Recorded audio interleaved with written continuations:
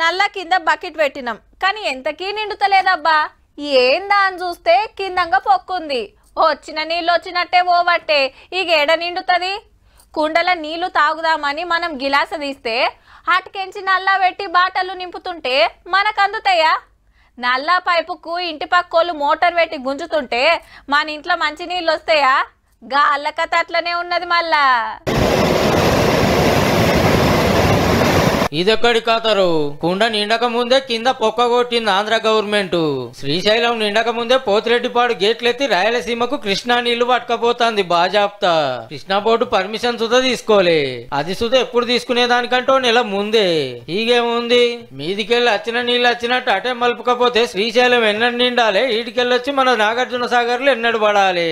Rules గీల్స్ జాంతానాయి. పక్క రాష్ట్రం సర్కారు పట్టా పగ్గాలు లేకుంటూ ఉరుకులాడుతుంది సెంట్రల్ లో బీరు చూసుకొని.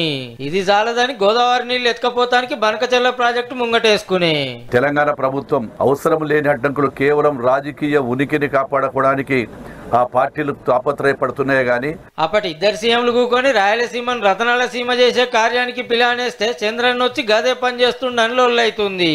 ఇది ఇట్లా నడుస్తుండగానే మన కాడ కాళేశ్వరం నీళ్ల పంచాది పుట్టింది. స్వయంగా కేసీఆర్ గారి నాయకత్వంలో లక్షలాది మంది రైతులందరం కలిసి కన్నేపల్లికి కదులుతాం, మోటార్లు ఆన్ చేస్తామని చెప్పి ప్రభుత్వాన్ని హెచ్చరిస్తా ఉన్నాం. 6 రోజుల్లో కన్నెపల్లి మోటార్లు చాలు చేయకుంటే బీఆర్ఎస్ పార్టీ పోయి కట్కలొత్తుతారట.